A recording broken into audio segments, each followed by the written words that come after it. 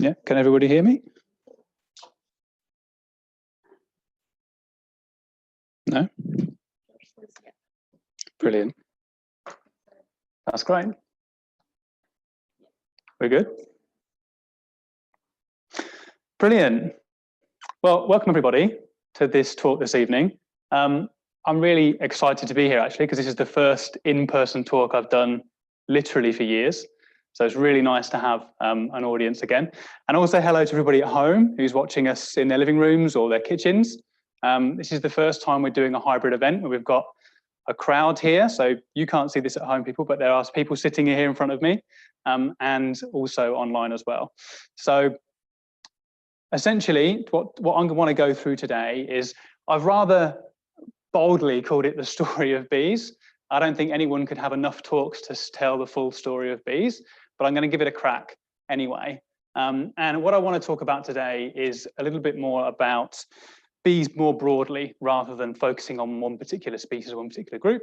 And we'll talk about sort of where they came from, how they got here to Australia, and sort of how they diversified and the sort of diversity that we might see today. So I suppose the most logical place to start is, what is a bee? And I think a lot of people sit there and think, oh, that's quite easy. Actually, it's not that easy. So there's a definition at the top there: a lineage of aculeate stinging wasps that feed their offspring with pollen as opposed to arthropod prey. So essentially what bees are vegetarian wasps. In biological terms, really, bees are wasps. They're just wasps that consume pollen rather than tissue or meat. So Amphiphila is the term for the true bees. And the reason I use the term the true bees is that if we go for the definition at the top, which is a bunch of wasps that are turned to consuming pollen, actually bees aren't the only wasps that have transitioned to consuming pollen. So there's another group from the Vespid wasps that have transitioned to eating pollen. So arguably you could call those bees as well. So actually you'll find in nature a lot of our pigeonholes that we force animals into, strictly speaking, they are a lot more flexible than we like to admit. Now, I've put a couple of pictures up here. So on the left there, the one you're looking at is the honeybee, probably the thing that most people think of when they hear the word bee, right? But it's particularly important here in Australia because that bee doesn't belong here. So actually, that's a foreign bee. It came from Europe. It was brought here about 200 years ago. And it is essentially a domesticated animal. It's not a wild species. It hasn't been wild for a long time. But actually, Australia had its own rich and incredibly interesting fauna in terms of bees. And we'll get to look at that a little bit later. On the right there is a wasp, generic term. And it's probably the wasp that we think of most when we think of wasps. Again, it's a foreigner. It's not from Australia. That is a European wasp. But it just shows, I suppose what I put those up there to highlight the fact that actually what a lot of our perceptions are of bees and wasps are incredibly narrow for what they really are. They're an incredibly rich group, and you'll see just how rich as we move on. So more about what is a bee, what characterizes a bee, what is it about a bee that makes it a bee? So one of the big major factors that differentiates a bee from a wasp, which is its closest relation, is the adaptation of its morphology to its lifestyle. So bees have transitioned to consuming pollen. In fact, it's actually the larvae that consume the pollen in the vast majority of cases. The adult bees consume very small amounts of it and then mainly nectar on top. But of course, it's the adults, females in particular, that collect that pollen, bring it back for their offspring. And so they have something that we call a scopa or a corbiculae in most cases. So a scopa is essentially an area on the bee's body that is densely haired, and they use that hair to hold on to the pollen. Bees actually have an electrostatic charge as well that is the opposite to that of pollen, so it helps that pollen stick to them. The density of a bee's hairs is inversely related to the size of the pollen grain. So if you've got a bee that feeds off a plant with large pollen, it has very sparse hairs. If we have a bee that feeds off very tiny pollen, it's got very, very dense hairs. Keep hold of it. All right. Now, those hairs are also critical in terms of separating bees from wasps. So bees have branched hairs. If you look at a bee under a microscope and you look at its hairs, you can see that it has little branches of hairs that come off the main hair itself. And it's not 100% clear in that picture in the bottom left, but you can kind of see that. They look fluffy. Plumose, we call them. right? Wasps don't have that. So wasps just have straight hairs and very, very few hairs, actually, in most cases. Now, I've put a little star next to Scopa or Corbiculae because not, of course, being nature, not all bees have Scopa or Corbiculae.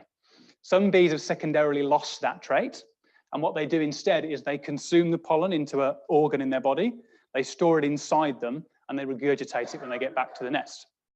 Now, also those bees, generally in the family Cheletidae, which we'll touch on later, are also not very hairy because they don't gather pollen with their hair. So they can be very difficult to distinguish between wasps, and you'll see many of them look very wasp-like, actually. Now, I've also put obligate pollen and nectar feeders. And again, just like as in nature, that is true for the vast majority of bees. However, there are a couple of South American species that have evolved to consume meat again. So they have reverted back to a carnivorous state, and they actually scavenge for meat rather than pollen.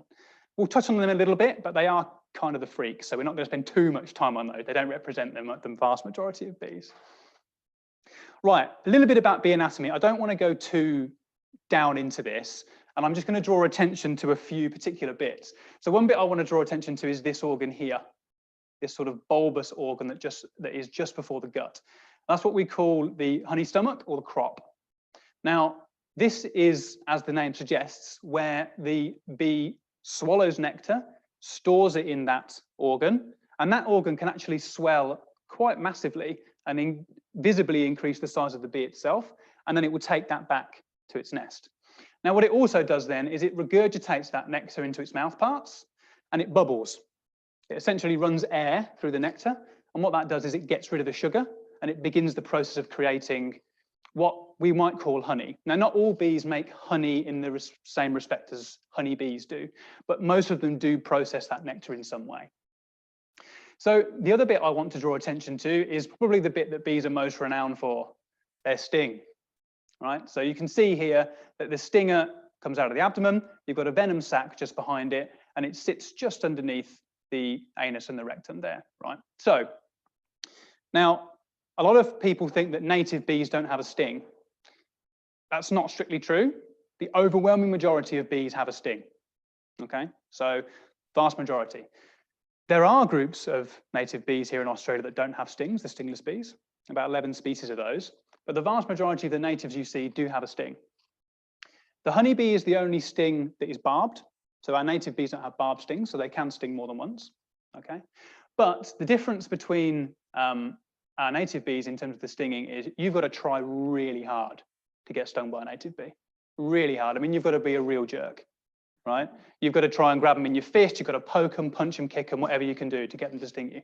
They're not interested in doing so.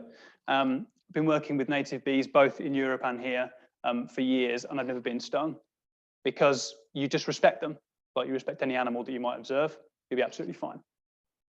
So, and you can see here that we've got the pollen basket there, and that was the corbicula that we spoke about earlier in the scopa. Now, the corbicula is actually a slightly different to the scopa in the sense that it is a flattened piece of the leg with hairs on either side. And only certain bees possess this, so our stingless bees possess it, but also so does the honeybee. And they pack their pollen on there in big lumps. And if any of you have got a stingless beehive or have seen stingless bees, and they fly that to the nest with those little bubbles on their legs, that's where they're storing it, on their corbicula.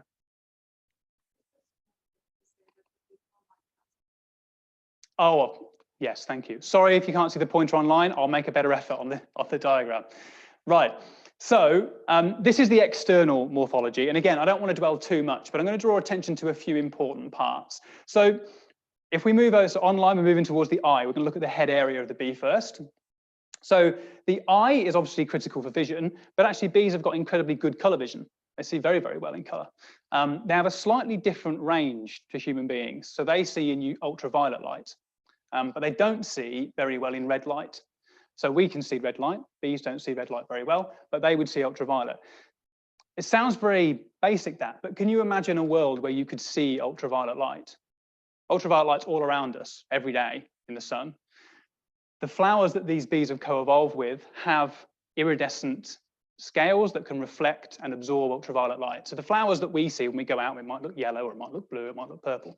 To a bee's eye, it might still see those purples, but it could also see a completely different pattern highlighted in ultraviolet light. So they see a world that we will never see. And I think that's pretty magical. They've also actually got these little organs on top called ocelli, which are actually also light-sensitive organs. They're essentially eyes. They're light-sensitive, and what we think they are for is for orientating themselves towards the horizon as they fly, so they can see the difference between the light and the dark, and they orientate themselves correctly. Another bit I want to draw attention to on the head is this is labelled quite simply as the tongue, and I have to say, trying to find a well-labelled image of a bee is actually quite hard. But this here is labelled as the tongue. That's a very simplistic look at the mouth parts of a bee. This long black rod that comes out of the bee's mouth there with the little tongue on the end is what we call the proboscis. And the proboscis is essentially a straw that works in sucking nectar up into the bee's mouth. But it's actually a very complex organ. It's made of multiple moving parts with lots of different components in it. And the tongue, or the glossa, is actually only one part of that organ, right? So when we talk about the proboscis, think of it more like your entire mouth. As in, there's a jaw, there's teeth, there's gums, there's a tongue. You've got all those different bits and pieces in there, right? Well, it's the same with the bee. So they've got their mandibles on the outside, but that proboscis is a very complicated organ, and it's very sophisticated. And of course, it's critical because that's how they feed from nectar. The other bit I want to draw attention to is the wings. So now it looks here that you've only got one wing, right? But actually there's two sets of wings. So bees have two sets of wings. They have a forewing, which is the larger wing at the top, and the hind wing at the bottom. Now, the reason you don't see these separately is because flight is more efficient when you're only using two wings, essentially. So what happens is these rear wings are attached to these front wings via a series of hooks, and that's why they look like they've only got one wing. Now, this particular bee here is a bumblebee. We don't get that here in Australia, at least only in Tasmania as an invasive. But I always find the bumblebee an interesting case because everyone always used to think, well, why can't bumblebees fly? Shouldn't be able to fly, they shouldn't be able to fly. But actually, the unique setup of the wings and the power of their thorax and the way their wings move enables some of these larger bees to still fly, even though we think they shouldn't be able to. The last part I'll draw attention to on here is the Turgides. If any of you end up using field guides or looking at to identify any bees you might find in your gardens or anywhere else, you'll often see the term Turgide, and all it really is it's sections of the abdomen, in this case, in a very simple way. The original insect bow plan, so the body plan, had 10 Turgides, but these have been sort of secondarily lost and merged over time with bees. And there's 6 Turgides in a female and there's 7 Turgides in a male, and they're just the sections of the abdomen, and actually they're often used in identification. They can have different markings on them. They can be different. They can be smooth or rough. They can have different hairs. So there's lots of ways that you can use the parts of the body to identify them. So last part of anatomy, I promise, is the larva. So often when we do talks on bees and we talk about bees, we think about them, the ones we see in the wild, it's the adults. They're flying around, they're colourful, they're making a noise, they're pollinating our flowers. It's great. But actually, one of the most critical points of a bee's life, and in fact, the entire existence of a female, is to lay and raise larvae. That is her job. She is there to produce the next generation. Now, the larvae essentially are maggots. They just look like a maggot, and they are essentially an eating machine. That's all they do. So you can see the vast majority of its internal anatomy is a gut. That's what it's there for, there to consume. It's got some rudimentary mouth parts, and it's got some salivary glands as well, but it is mainly an eating machine. Now, in terms of native bees here in Australia, what a lot of the solitary bees do, especially, is they essentially provide a big pile of pollen. They lay an egg on it, and then the larva consumes that pollen over the spring or the summer in most cases. Now, what will happen is, in a lot of cases, the larva doesn't actually defecate at all until the very end of its consumption. It defecates all in one go, and then it's turned into a prepupa. There are some exceptions. There are some bees, some of our Carpenter bees do defecate at periods during the development, but the vast majority do it at the end. And then what happens is a lot of our bees go into what we call a diapause, like a sleep, they sort of slow everything down, because a lot of our bees they're not perennial, so they're not always there. So in a lot of the cases, our solitary bees are alive during the spring and the summer, and that's when the females are laying their eggs, they're building their nests. They then tend to die off, and they leave their larva in the nest alone to consume their food, to turn into a prepupa, to essentially sleep through the winter. Then they metamorphose and come out in the spring. So to go, and I was, with any insect, or in fact any animal that metamorphoses, to go from something so basic as essentially a tube to turning into the amazing intricate animal that we see at the end, I always think is a fascinating part of biology. So let's look at the differences between the sexes, because bees have very different jobs depending on whether you're a male or whether you're a female. Basically, if you're a male, you're pretty much useless at everything. And all you really do is pass on your sperm. That's it. No other job. You don't help raise the kids. You don't build the nest. You don't forage for food. Nothing. Their primary and only job is to spread their genes. The female, on the other hand, she does everything. So she builds the nest. She lines it with her nesting material. She gathers the food for the offspring. She feeds herself. She lays the eggs. She looks after the offspring. So she's got a lot to do. Now, in some cases, the males and females look quite different. So the bee we're looking at here is Amygdala dorsoni, so that's Dawson's bee, endemic bee here to Australia, and a really iconic bee globally, actually. So these nest in the classic red soils of Western Australia, and they nest in huge sort of conglomerations. And they're a very big bee. They're about 2 centimeters, maybe a bit more. So you can imagine when one of these is flying around, it makes a lot of noise, right? And actually, for a lot of bee biologists, it's a bit of a mecca to travel to go and watch these bees come out, because the males fight for the right to get to a female, which you think sounds glorious from the female's perspective. It's not, because they just mob her.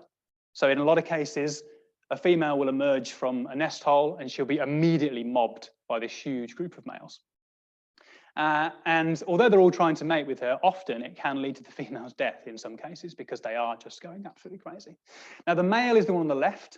Sorry, the male is the one on the right, which is the golden one. And the paler coloured one there is the female. So you can see that there can be differences between the two. Equally, though, some of them can look very, very similar.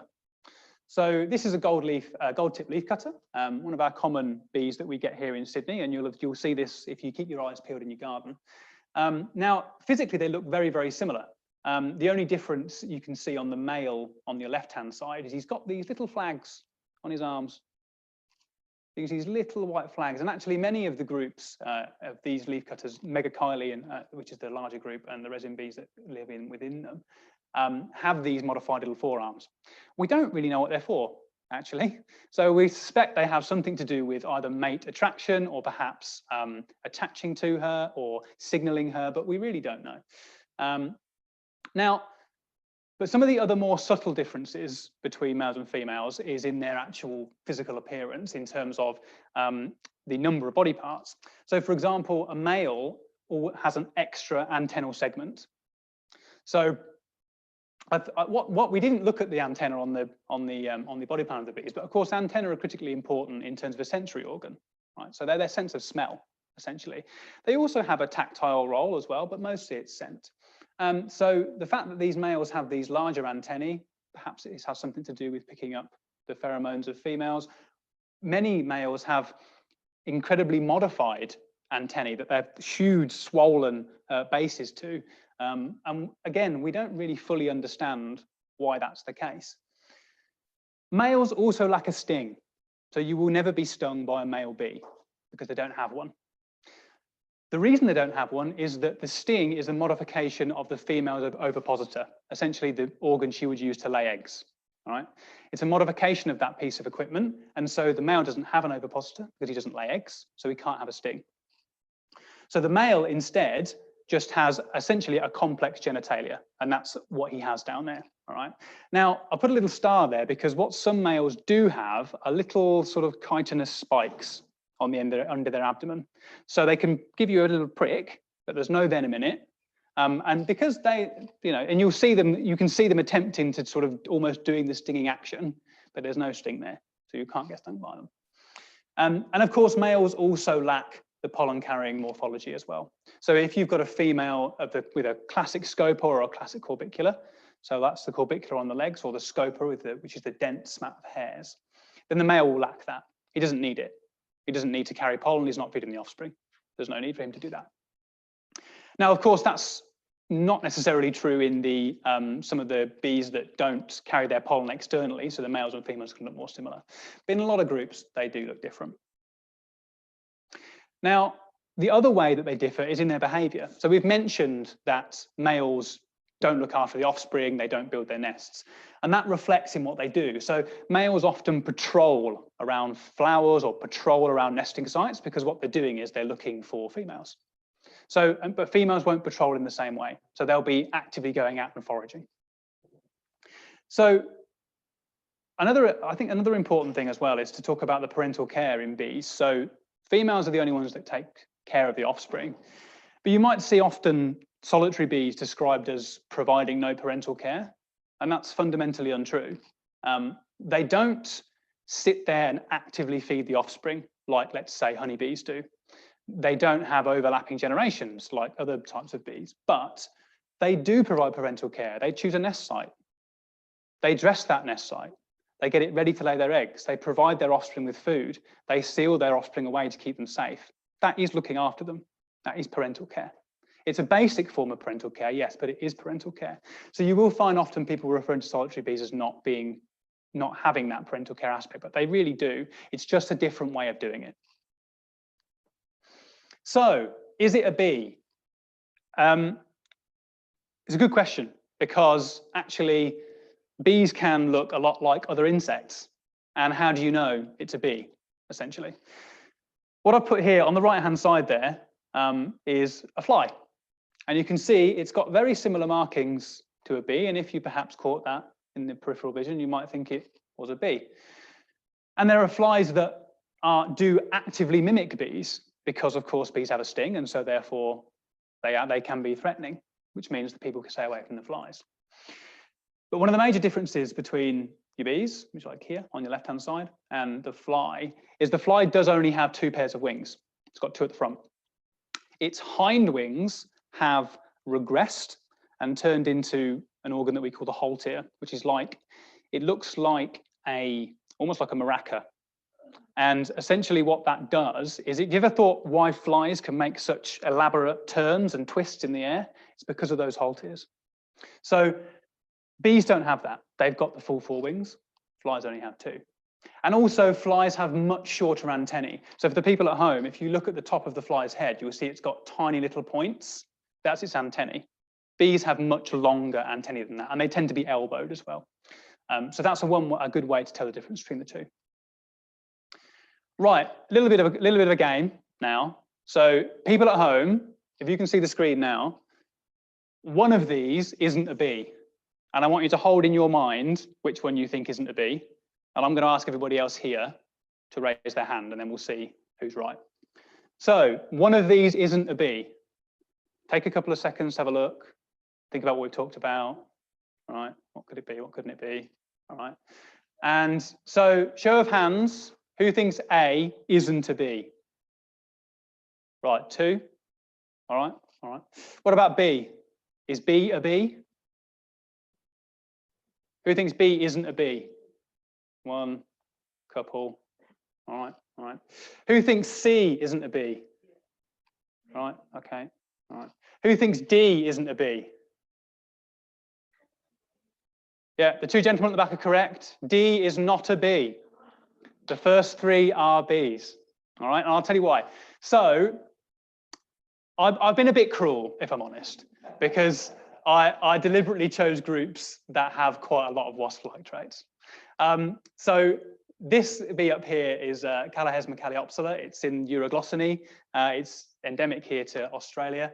And it is one of the groups of bees that has secondarily lost the external pollen-carrying morphology. And, you know, it's black and white striped. I mean, that's what we think of as being wasps, right? Black and white stripes. This one here is Hylaeus ocella, again, related to Euroglossina, and secondarily lost its traits. And this is another Hylaeus down here. This is the Banksia bee, very common one, actually, and you'll get this around. And D here is a hairy flower wasp.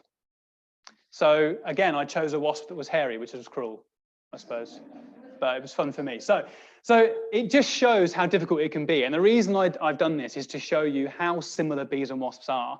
and that actually thinking about bees and wasps as different, they're not as different as you think.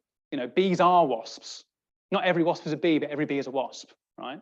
So that's why there's a lot of similarities, and it's why it can be difficult. But it's also why we should appreciate their variation, and that what we have this very narrow view of what bees are, but actually they're incredibly diverse.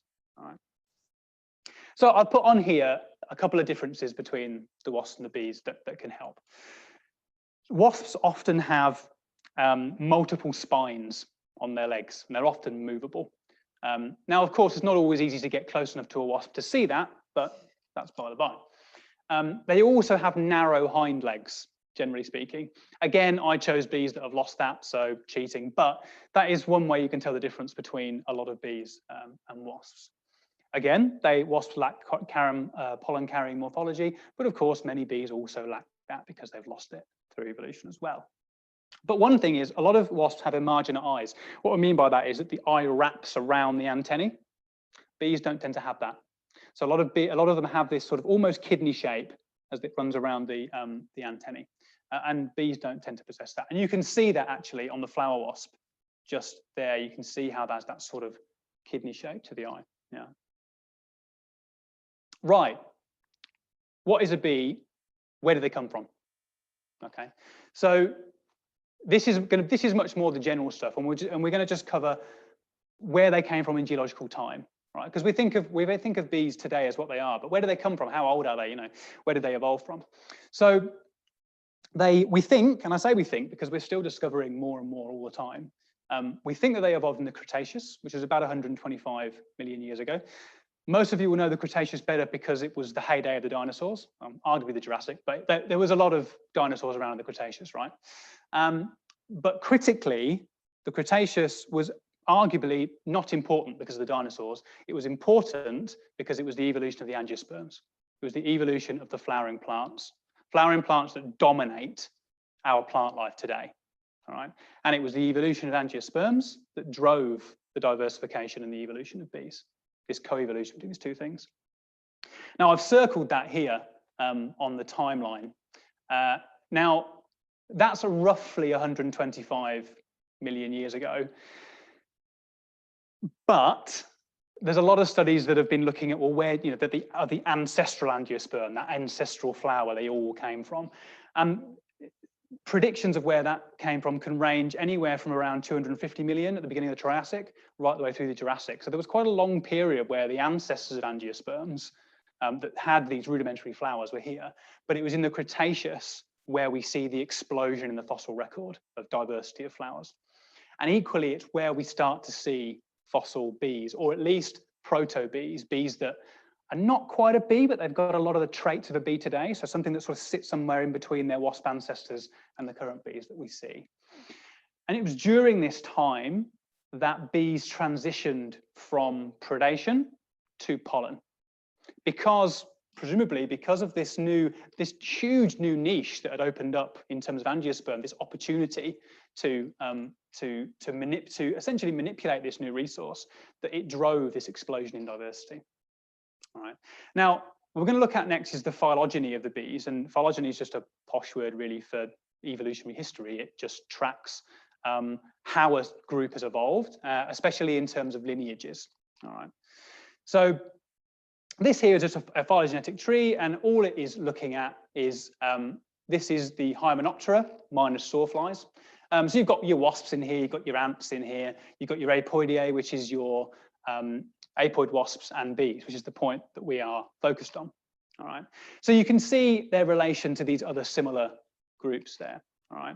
Now, the orange lines here represent where, well, in this case anyway, where there's social lineages. So sociality has evolved in bees. We think of honeybees and stingless bees, these huge social colonies, right?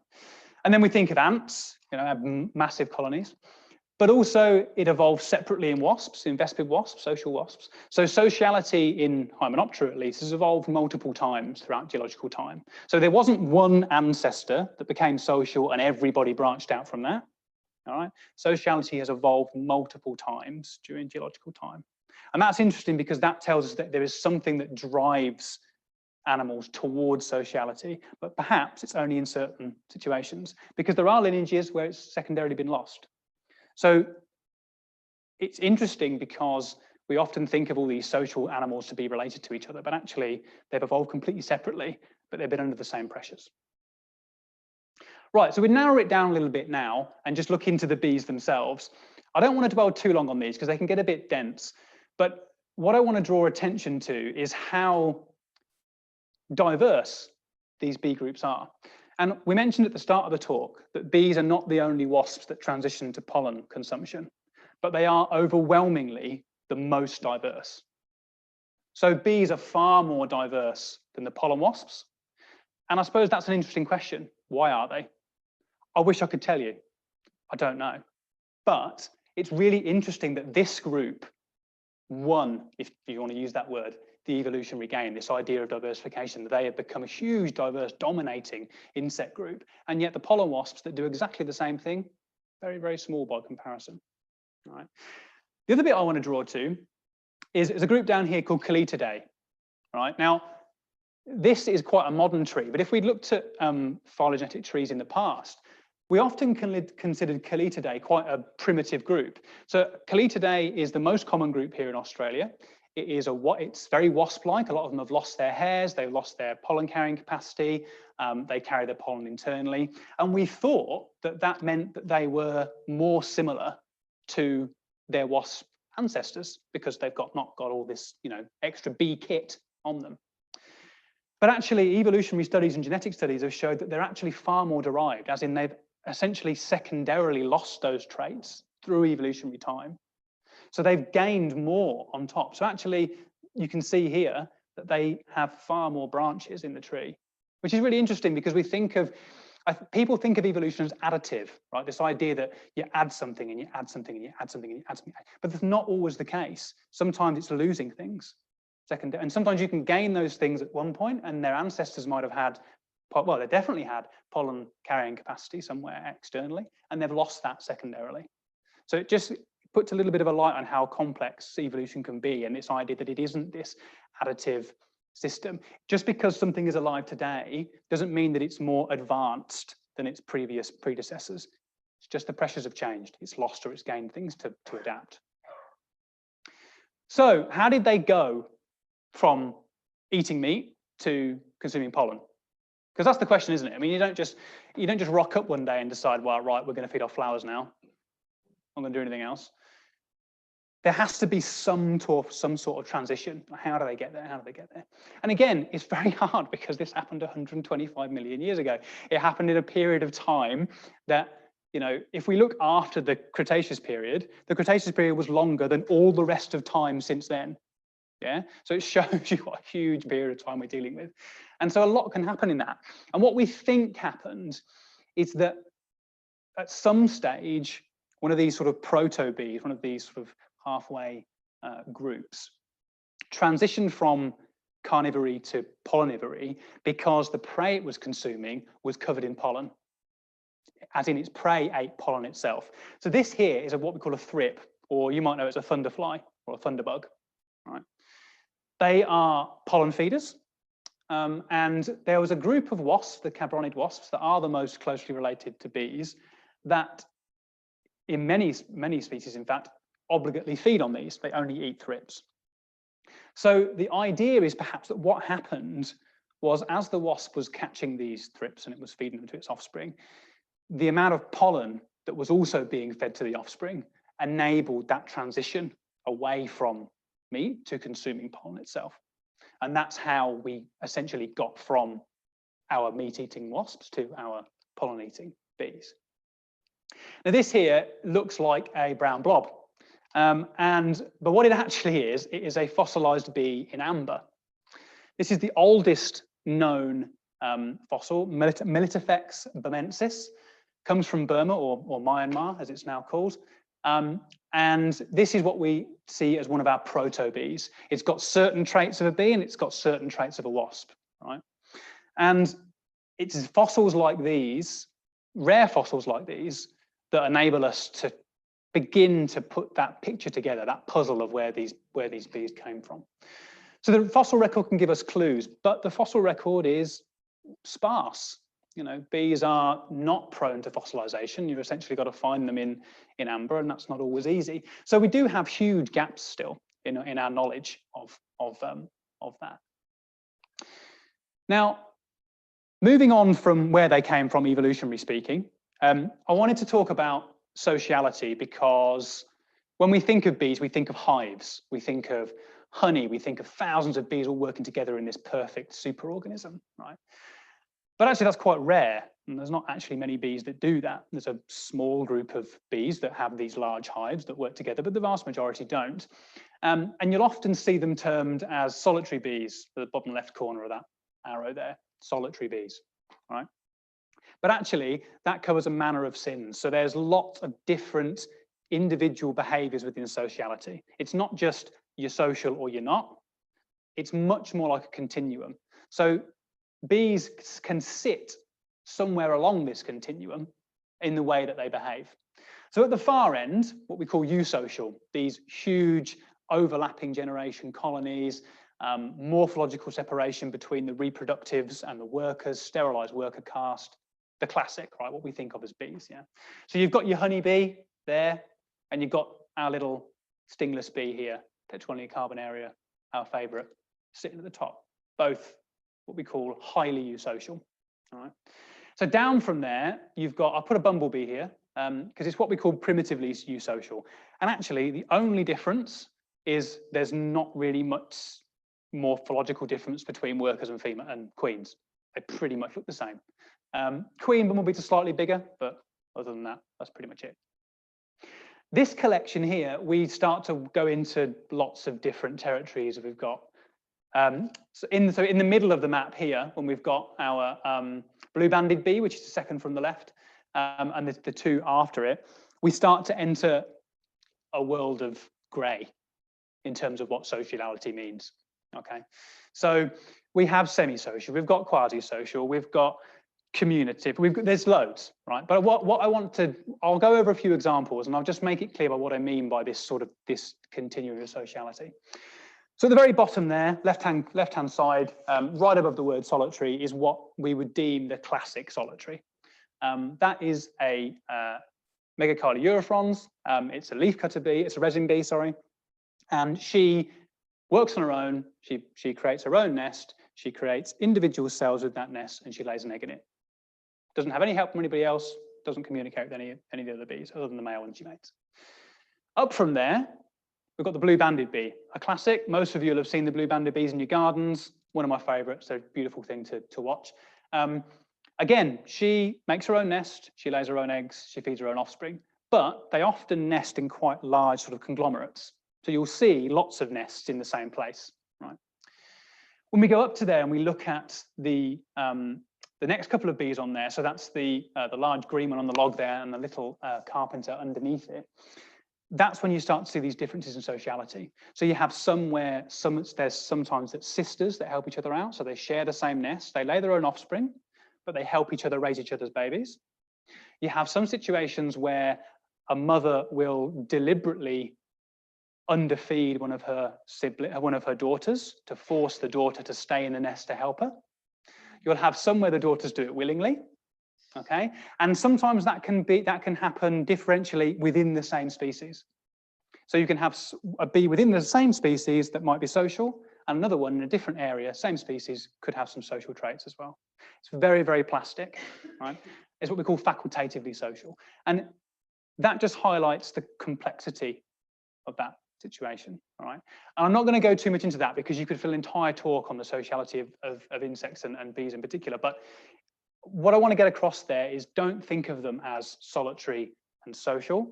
Think of them as a rich group with lots of different behaviors. Some of those are social, some of them are not, all right? Right, a video, if it works. So we often think, when you think of intelligent animals, right, we think of us, arguably not, seeing as what happens sometimes. We think of dolphins, we think of chimpanzees, we think of often mammals, in fact, and birds. But actually, bees can be very intelligent, or at least they challenge what we see as intelligence, okay? So I want you to look at this now. What this is these researchers have trained a bee to play golf in order to get a reward, right? So what you're seeing now is a rudimentary bee on a stick showing the female in there what to do. All right, so she's modeling what to happen. The bee's gone over and she's like, oh, there's some sugar solution down there. All right, great, I get that. Cool. Now you watch. So she's seen that. She's seen someone mirror it for her. She brings the ball over. She plonks it in. She gets her reward. All right. This is an animal with a brain the size of a pin. Yeah. And she is able to learn. But what's more interesting is she can teach her nestmates. Right? So not only is she teach her nestmates, she'll choose the ball that's closest because it's easier for her to do. All right? And there she goes.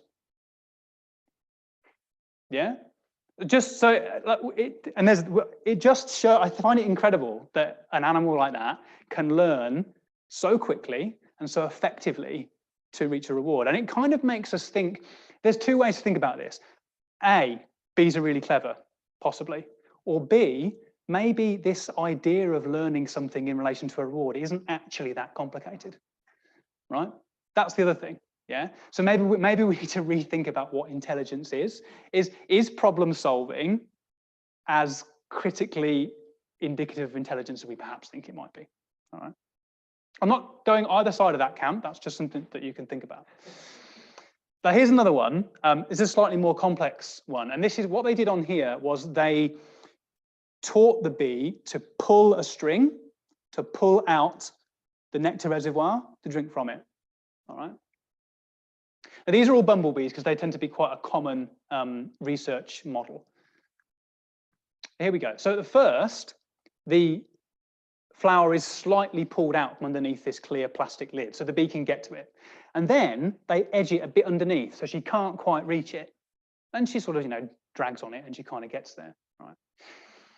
And then what they do is they completely submerge it underneath that thing. So she can't get to it by pulling the blue. She can't reach it. She knows it's there, pulls on the string because she knows she can move it forward, right? But this is the best part. So this is where she shows her nestmates how to do the same thing. So this is an experienced bee. There she goes, look, she knows what she's doing. She's been there before, right? Pull it out, go on, girl. There we are.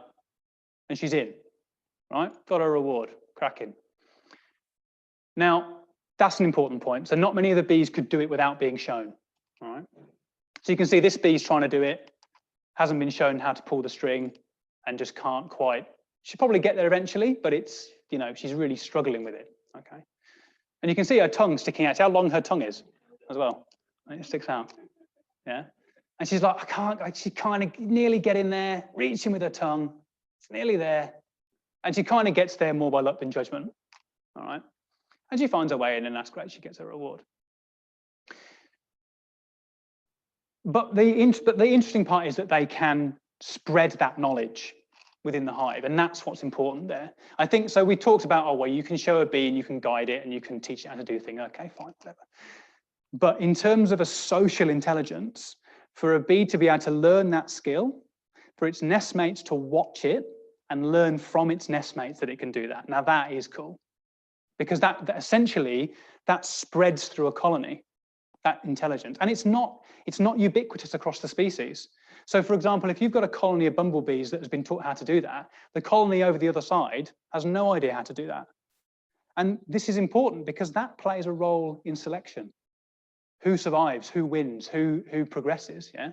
So it's not just about their genetics, it's about what they've learned and how they pass that on within a hive. And I think that's really important. And I wanted to show that because it's just fun to be able to see that bees can do that, yeah? So moving on, I want to talk about the distribution of bees and sort of where they're most diverse and where they're not. And this is an interesting one actually, because they're not actually, they don't follow the normal rules of being really diverse at the tropics and sort of diversity decreasing away from the equator.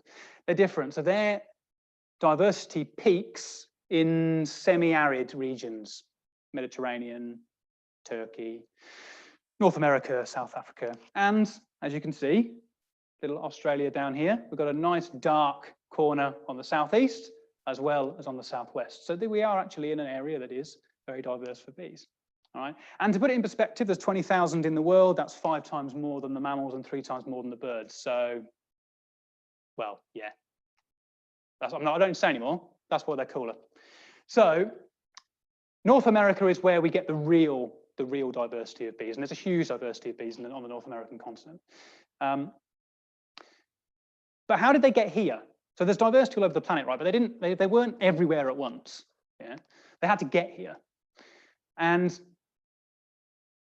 Australia is interesting because it has a huge representation of Callididae, this group that is lost a lot of its external pollen features. And there's also there's groups missing. Andrinidae, which is a big bee group, is missing. Melitidae is missing. Apis, so honeybees, are missing. Bombus, bumblebees, are missing. And Bombus covers all of the Northern Hemisphere, North America, Europe, and Asia as well. And yet it's missing from here in Australia. So why? Why is it missing? So we think that what happened was that bees colonized Australia in waves. And the reason it's unique is the unique way that the continents broke up after essentially the Cretaceous period. So if we go back, 250 million years, we had a huge supercontinent, Pangaea, all stuck together. As we come into the Cretaceous, it's separated into 2, Laurasia and Gondwana. And as Gondwana started to break up, that's when we started to see the movement of bees.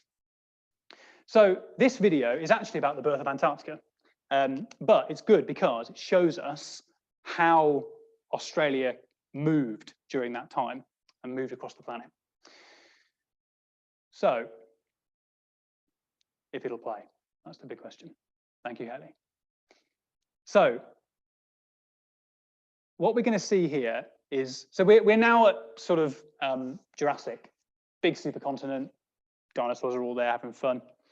And as we start to move away, there's big supercontinent of Gondwana, which is this big chunk here, right? Starts to break up. So you can see Laurasia. This is Asia and Russia all moving away up here. If you could pause it there for me, Hallie. Oh, there we go. Get rid of that ribbon. Right. So what you can just press the X and that's it. Yeah. When what you can see here is this is Antarctica. So if you're looking at home, it's the left-hand side of that large green continent in the middle with a little tail. All right. And the right-hand side there is Australia. Both joined. Antarctica and Australia joined together. And what you can also see on the far left there, labelled nicely, is South America. And around about 125, 130 million years ago, there's a land bridge from South America that moves across Antarctica onto Australia. Now, we mentioned earlier, mid-Cretaceous, 125 million years ago, evolution of bees, diversification of plants, right? What we have now is, well, how do bees get to a continent that's surrounded by water, Australia? Well, it wasn't always surrounded by water. It is now, but it wasn't then. So back then we had a land bridge from South America running right across Antarctica and onto Australia. And back then Antarctica wasn't covered in an ice sheet. It was cold, it was a temperate forest, rainforest. It had periods of complete darkness and a bit of cold, but it was a lush forest.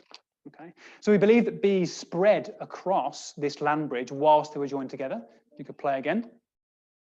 And as time goes through, so we're leaving the Cretaceous behind now, we're at the end of the Cretaceous, KT extinction's coming up, just gone. Pause for me. The mouse is disappearing. There it is. Right, so now you can see that there's a gap here between Australia and Antarctica. But Australia was the last landmass to separate from Antarctica, okay? And once it did, it never touched another one. Yeah, so you've got the Indian subcontinent here that rocketed off, but that slams into Asia later on, creating the Himalayas, joins it, right? Africa's up here, and that's moving up, and it comes very close to the Mediterranean. So you've got a land bridge there in the future. South America hits North America. Australia, out on its own, doesn't collide with another continent and hasn't and won't for many millions of years. So the bees that have crossed this bridge during that time are now stuck here, nowhere for them to go, right? You play again, Hayley. And now, as we move closer to our current time, Australia drifts off. There's Tassie as well. New Zealand's off on its way. And if we pause again, that'll do. Right. Australia's moved away. It's in evolutionary isolation. Those bees there have now got no contact with the other species that are in the different parts of the world. And so, of course, they begin to evolve differently. An interesting point, we have about 2,000 species of bee, roughly, right? New Zealand, about 20. Because New Zealand was the first piece that broke away from Antarctica, and we believe that there just wasn't enough time for many of these to populate that landmass. Australia's a bit different. You can move on, Hayley.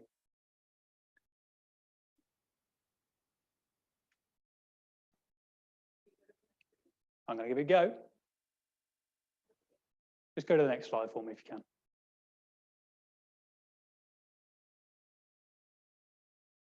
There we are. Right. So there's 2,000 species in Australia. Huge number of them are still undescribed. They're just sitting in collections somewhere because there's no one has ID'd them yet.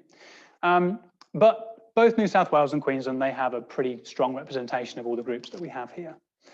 Now, little focus on the extremes. So this big bee in the bottom left there, Megachile Pluto, biggest bee in the world, got a wingspan of 6.5 centimeters, recently rediscovered, I say recently, 1981, in Indonesia.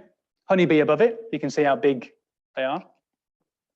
You've got this other little bee here, Quasihesma, which is a Australian endemic, tiny, 1.8 millimeters long. This is the great Carpenter Bee next to it, so you can see how big the difference is, right? And we mentioned earlier that some bees are foraging off meat now. So these are actually relatively close related to stingless bees. They are the South American branch as opposed to our Asian one, but they have come back to scavenging on meat again. So it just shows there's a huge diverse in feeding, huge diverse in size and behavior. So that's the heavy, I'm not going to go any more heavy stuff now, done heavy stuff, all right? I'm just going to go through a few of the species that you might see around. We'll wrap up and then you can ask me any questions that you might have, all right? So leafcutter bees, beautiful, I love leafcutter bees, they're great. If you ever see little discs missing from any of your roses, ask them. They're the culprits. They cut the leaf discs out, they create little bundles out of them, they lay their eggs inside, and you see these little parcels of leaves, and that's where their young grow up. And that's the gold tip leafcutter, a very common one here in Sydney. Resin bees, closely related, same group, Megachile, but rather than using leaves to roll, they mix leaf mastic, which is chewed up leaf material, and resin together to create a paste, and they use that like cement, and they move it around and they create their cells out of it.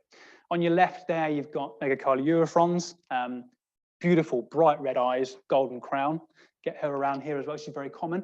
And on the right there is the big black resin bee. As you can imagine, she's quite big. She's about the size of a honeybee, shiny and black, very common and very easy to observe as well. One of my favorites, Amegilla, so blue-banded bees and teddy bear bees. They take fluffy to the max, and they've got an excellent sort of darting flight pattern. Very long tongues. They're also one of the only buzz pollinating species in Australia, amongst some carpenter bees as well, which means that they're really good for pollinating your veggies. So if you've got any of them in your garden, you're doing well. Right, this one, large carpenter bees. There's a number of species, but I want to focus on the one that we are gifted to have here in Ku-ring-gai. This image you're looking at now is Zalico Perata, which is the green carpenter bee. She's a vulnerable species. She used to exist from southern Queensland all the way down to Victoria, into South Australia and onto Kangaroo Island. She's now extinct in Victoria, she's extinct in South Australia. There's a small population on Kangaroo Island, and we have a small population here in Ku-ring-gai, in the northern fringe of the Ku-ring-gai Chase National Park, where we knock onto. We're very, very lucky to get to see these. They're absolutely stunningly beautiful, bright green integument, black wings. They make a thunderous buzz as they move around. And there's not many of them left now. So if you're going walking in North Turramurra, if you go walking in St Ives Chase, look out for these. It's just the tail end of the season now. You might catch a few, but if you get to see them, then appreciate it for the privilege that it is. And you can see here, there's you can see the colour in these images. So actually, there's two closely related species. There's Perata, which is this one, and there's Bomberland, which is this one. They cross over here in northern Sydney. They're quite hard to distinguish in the field, but they're both beautiful, so enjoy them both.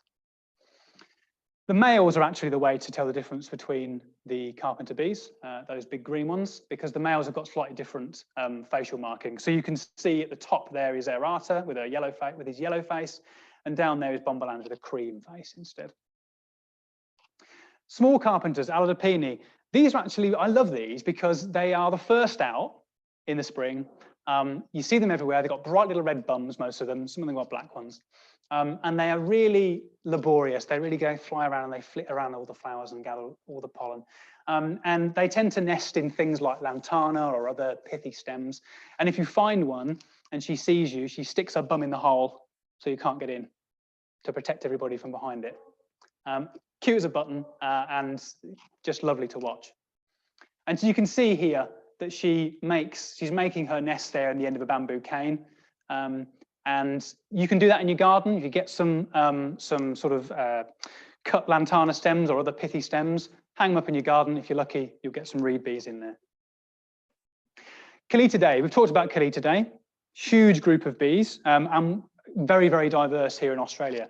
We call them the cellophane bees because they actually produce a natural cellophane from their glands in their head, and it's waterproof, and they use that to coat their cells. So we think about all the things that man makes, all these chemicals we put together, nature trumps us every single time. Hylaeus. These are some of the ones I cheated you with earlier on the bee competition. These are quite wasp-like, and they tend to be brightly coloured, red, yellow, and cream as well. Keep a lookout for them on your flowers because they will be there. They're quite common, and you often get them in bee hotels as well, if any of you keep those. Euroglossinae. Endemic to Australia, and actually very similar to Hylaeus. So they're quite difficult to determine between them, actually. And they tend to be quite hairless, black and red markings. But they do favour Angophoras and Eucalyptus, so you will see them in quite large numbers on those. Caletonae, so this is Paracaletinae, really, but these are sort of quite fluffy, almost honeybee-looking bees. But you can see the difference. They haven't got hairy eyes like honeybees. Honeybees have got hairy eyes. No hairy eyes for these. And they're mainly ground nesters, and the vast majority of bees actually nest on the ground. They don't nest in trees or holes or anything like that. They all dig their own burrows. So keep an eye out for those as well. This is the green and gold Nomia, very common. In fact, if any of you've got dried plants in your gardens in the spring and you see big clusters of bees hanging onto them, it's probably these.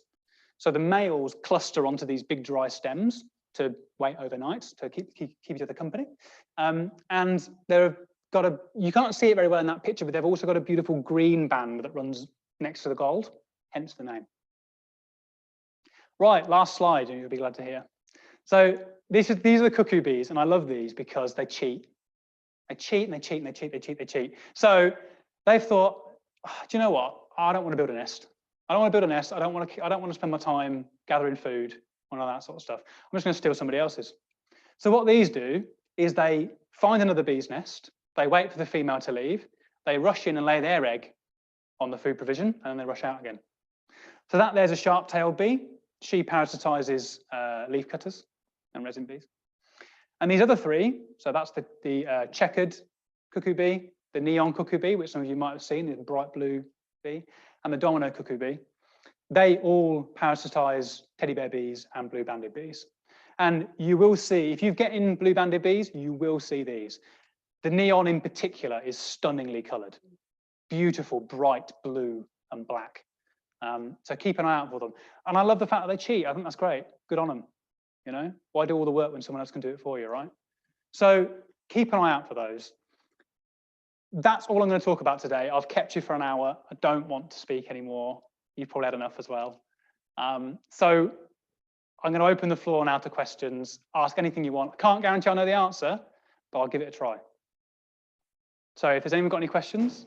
Yeah. The rare one that you're saying yes. What can we do? What can we put in our gardens to encourage it?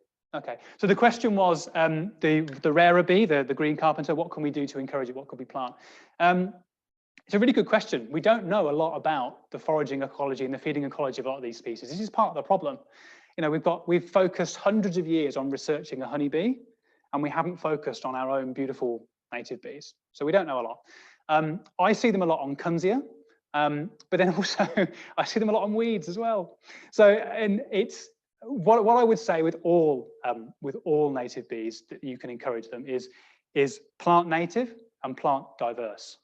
So, and by diverse I mean both different flower shapes, so deep corolla, shallow corolla, but also across time as well. So we want ones that flower in the spring, the summer, the autumn, and for our stingless bees in particular, the winter as well. So that's what I would say to do to encourage them. Their nesting material is old Banksia. So if you happened, a lot of you, if you live in Ku-ring-gai, you might be near some old Banksia or some of that softer wood. Try and keep it, because they have to wait until the Banksia is softened in order for them to be able to chew into it, and that can take 20 years. So if that is removed or taken away, they don't have that material anymore.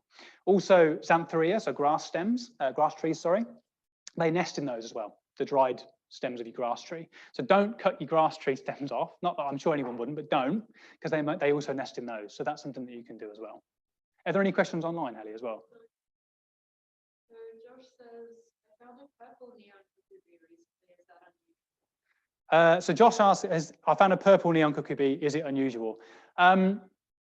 The fact that it was purple, probably, but the colour of these bees is formed by the iridescence in the scales on their body and the hairs on their body.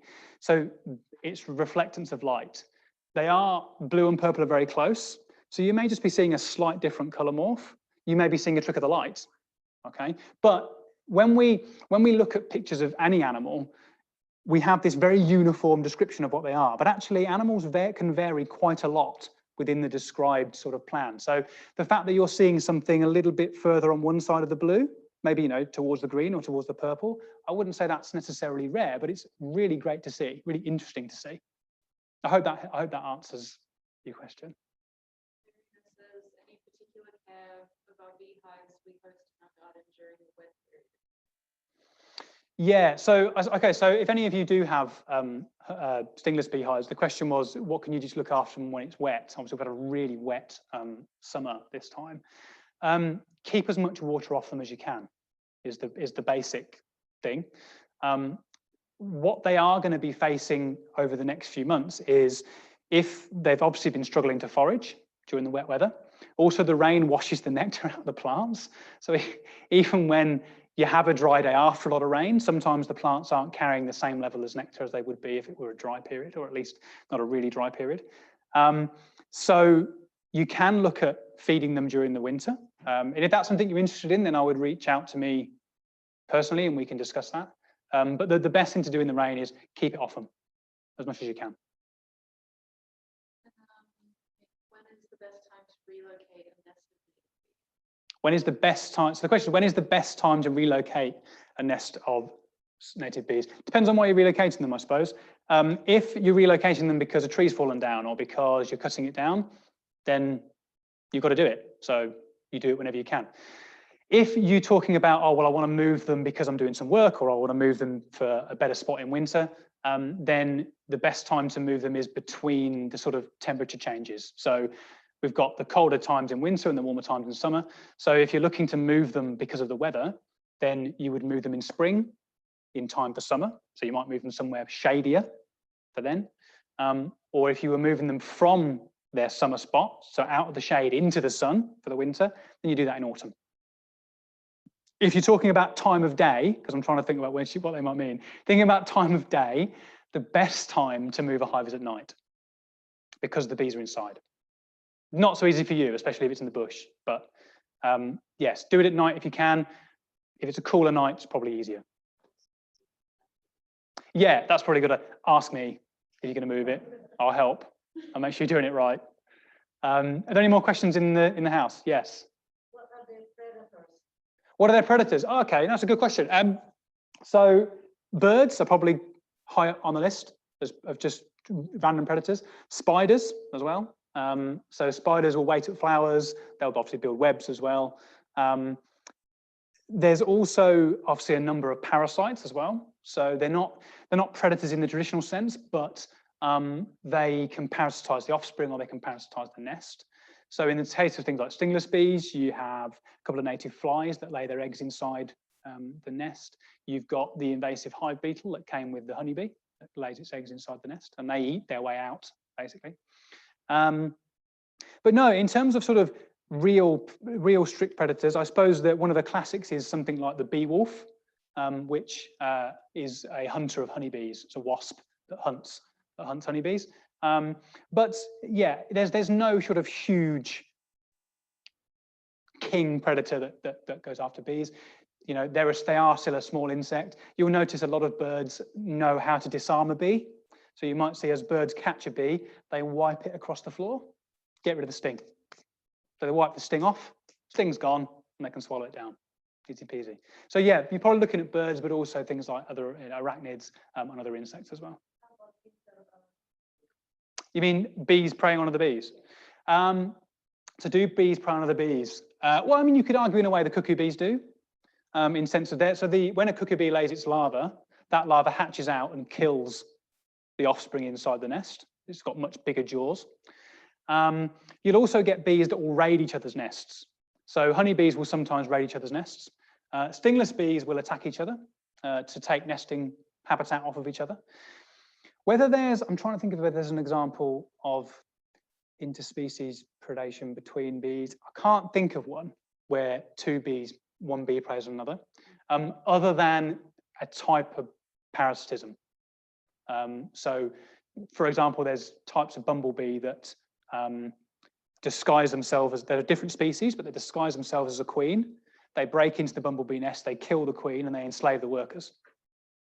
So, and they look exactly the same, apart from when you look at them side by side, the parasite is armored. She's got really thick chitinous armor, huge jaws, so that she can go in, rip the queen to pieces. She then suppresses the workers and enslaves them to look after her own offspring.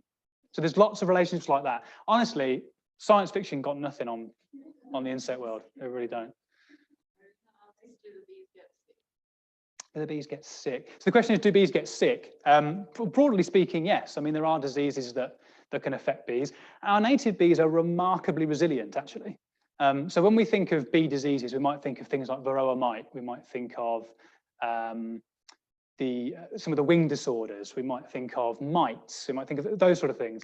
A lot of those problems are honeybee problems, in fact. And part of the reason is because we have bred honeybees essentially artificially over hundreds of generations.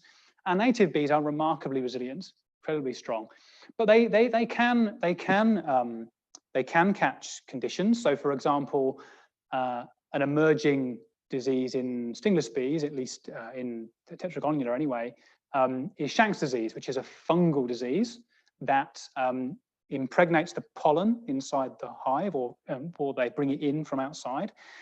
They feed that to their offspring, and the fungus kills the offspring. So it doesn't directly affect the adults, but it kills the offspring.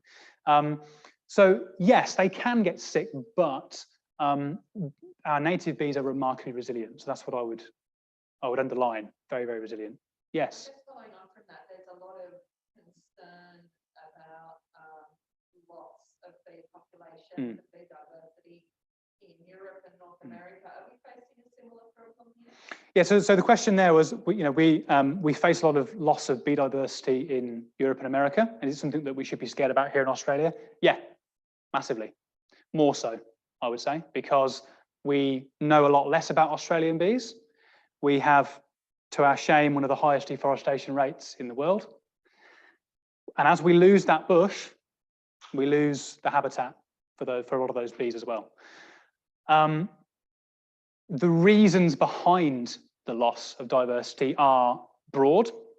There's no silver bullet, but it tends to be a combination of things. And those combinations of things are as relevant in North America or Europe as they would be here.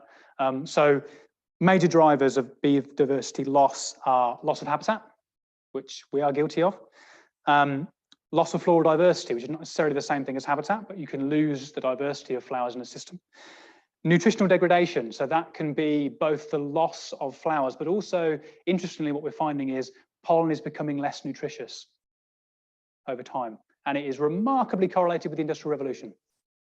So we're not only removing flowers from the system, we are affecting the quality of the flowers that are left as well, and that's really important. Loss of nesting habitat, disease is one, and pesticides, of course, is one as well, so pesticide use.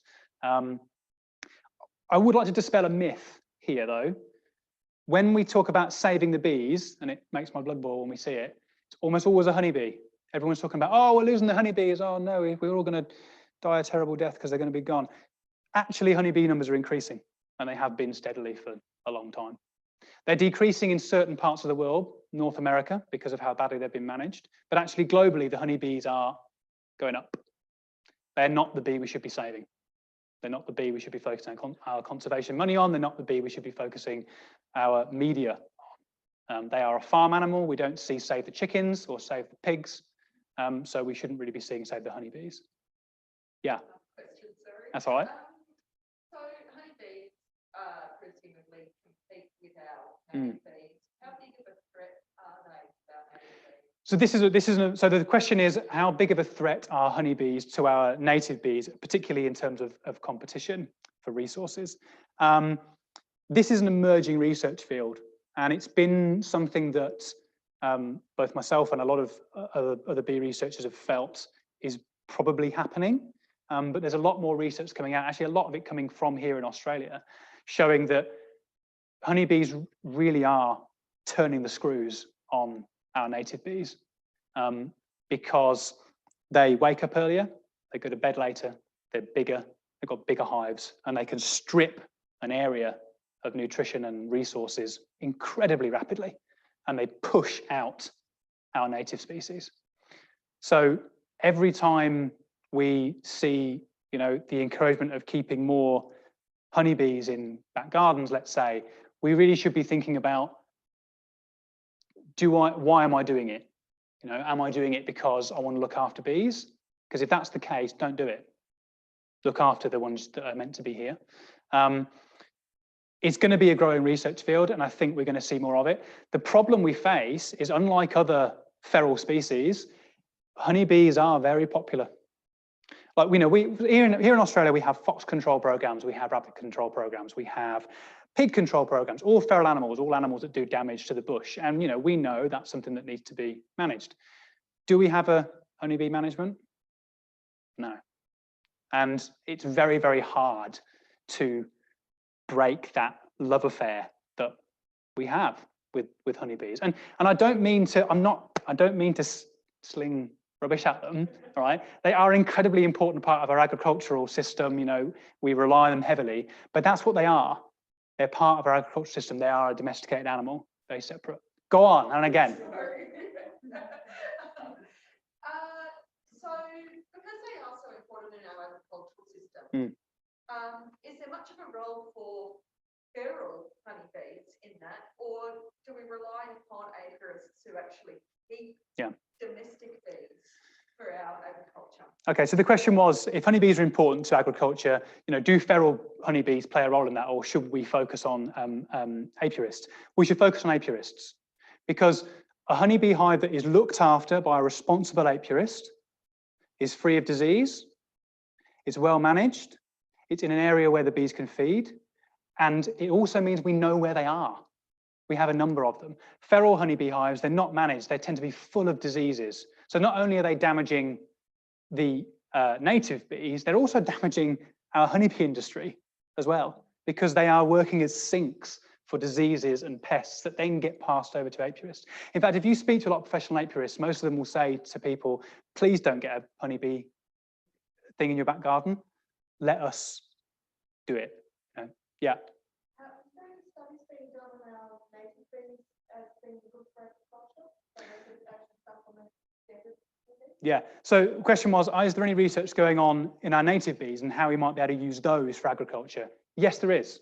So our stingless bees in particular are being heavily looked upon now as alternative pollinators, especially for tropical fruits, passion fruits, that type of thing. We're finding they're better at it. We're finding they're easier to move about. Because they're incredibly resilient, they're actually easier to keep healthy as well. So they are being looked at. The risk, I suppose, that I see in this is the whole reason we have the problem with the honeybees in North America is because we manage them and we move them across the country, and we didn't think about shipping one animal from the other end of the country to another country to all over the place to do this sort of thing. If we make the same mistake with our native bees, then we'll be back to square one. So I think what we need to be looking at is, yes, we need to be looking at alternative methods of commercial pollination via our native bees. But what we really should be doing, and this is something that I speak to farmers about, and both when I was back in Europe and here as well, is you won't need commercial pollinators to come in if you look after your farmland for pollinators. So if you actually support your native bee population, they'll do a lot of the work for you. They're not necessarily going to be able to manage it all.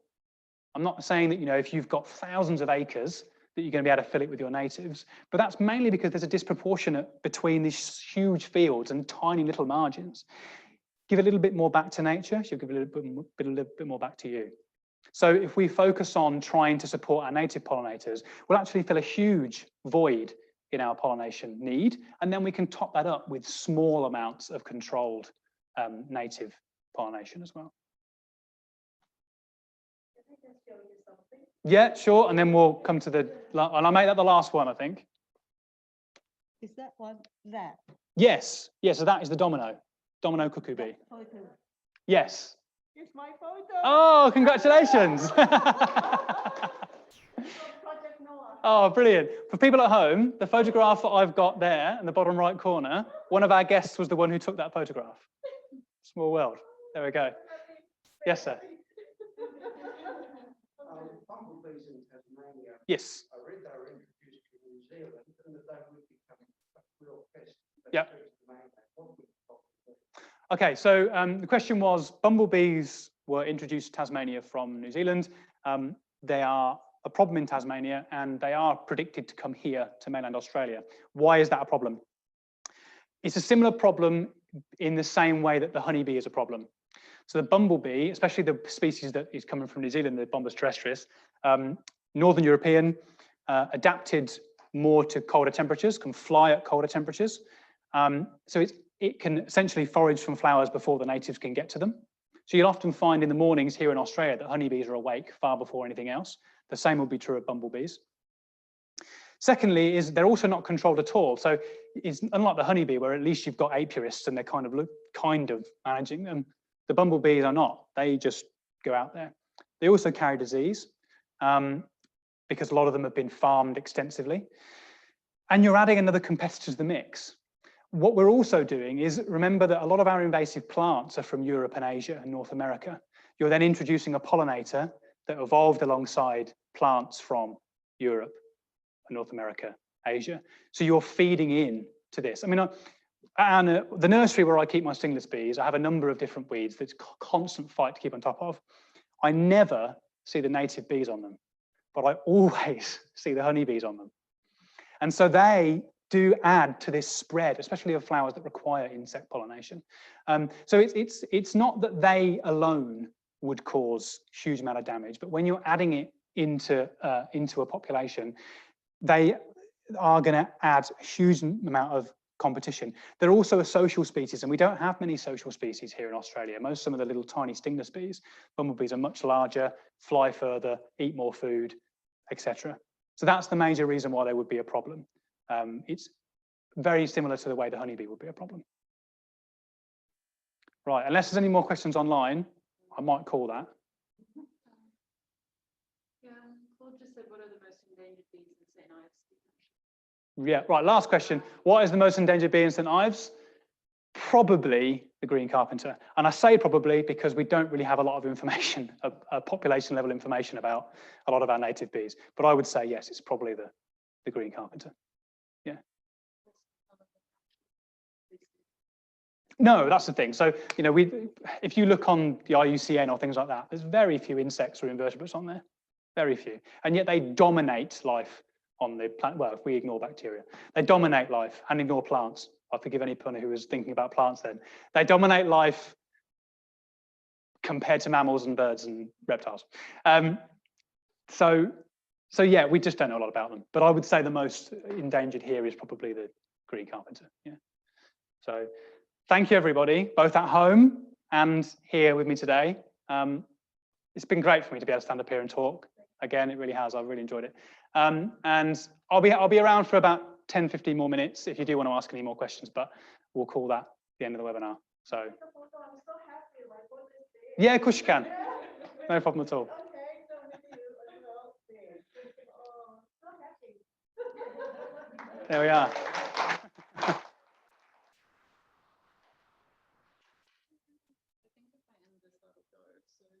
Mm. Want to take a picture? I think she just has. Everyone's just thinking, oh, Yeah. have you taken a photo? That's all right, no problem. I enjoyed it. I'm from the culture group, Hmm. and Hive got a number of hives, and I got one of them, and unfortunately this one happened.